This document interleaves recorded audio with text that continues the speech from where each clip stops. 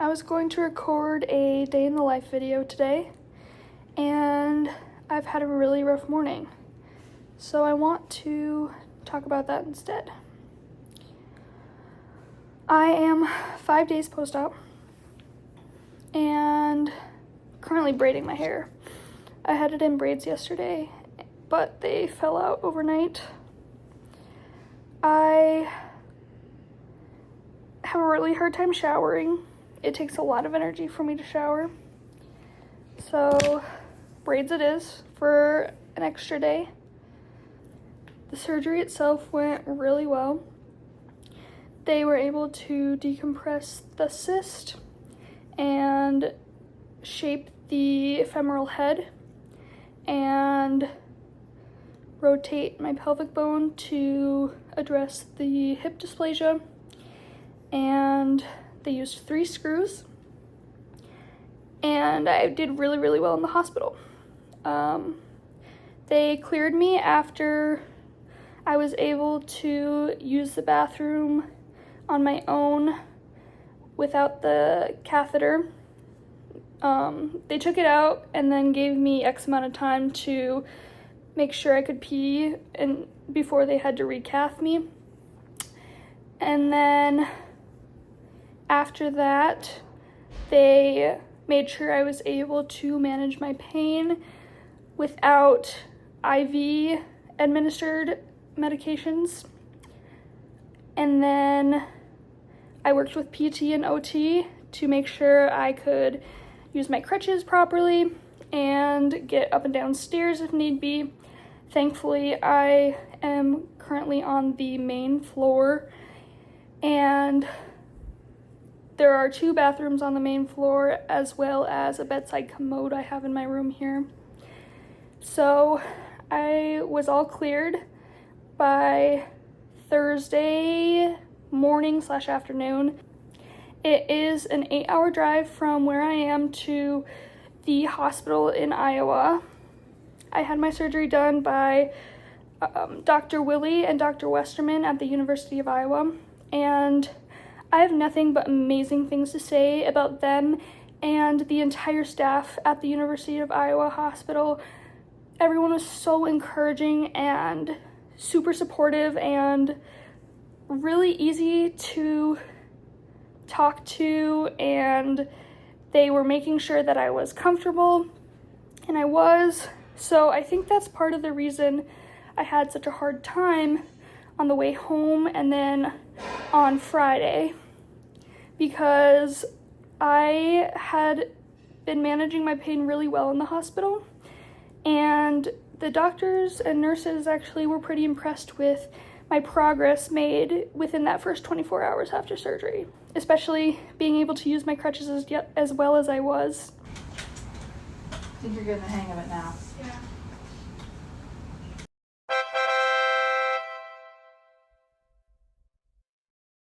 But I had been practicing using my crutches before the surgery so that I was kind of used to them and knew what I was doing a little bit.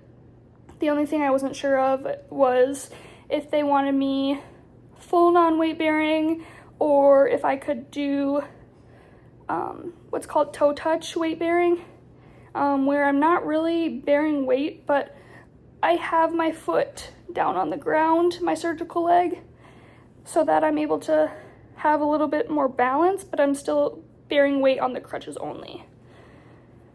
So they cleared me, I came home, and I had a really good day yesterday, Saturday.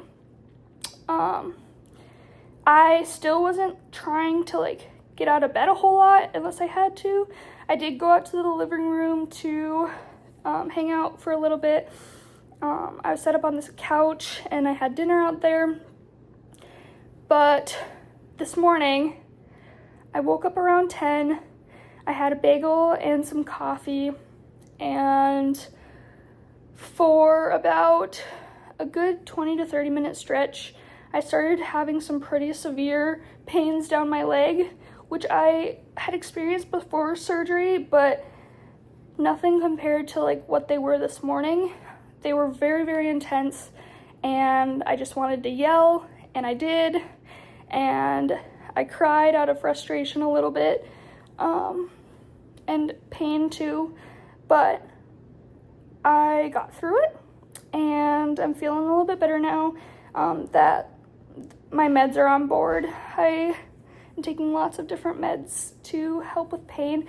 I've honestly found, though, that the muscle relaxers / nerve pain medications have provided more relief than any of the anti-inflammatory or like specifically pain medications. I only have a couple more days of the pain meds, so I'm gonna do as much resting as possible to make sure my inflammation stays down and I'm able to manage my pain with more of the over-the-counter medications. I have a really cool ice machine that we have set to run 30 minutes on, 60 minutes off, and you just fill it with frozen water bottles and some ice, and then a little bit of water, and the freezing cold water circulates through. I was super proactive. I did a lot of prehab with PT, so physically I was prepared too, but I have been seeing 2 different therapists because I had been seeing one of my therapists for over 1.5 years, and I really like working with her and I didn't want to stop working with her.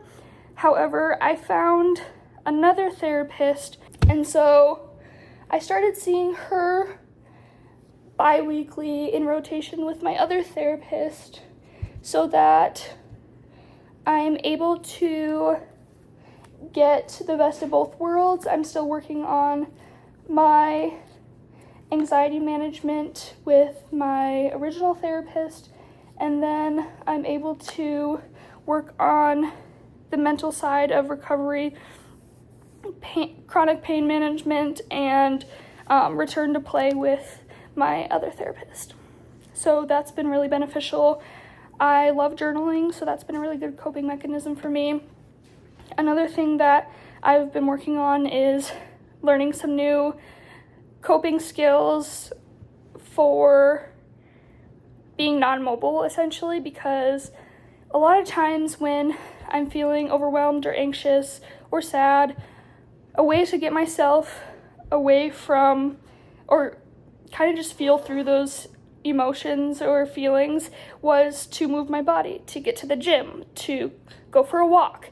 And obviously being non-weight bearing and essentially bedridden at least for the first 2 weeks, and then non-weight bearing for 4 more weeks after that, I had to find ways to keep my mind engaged without moving my body as much.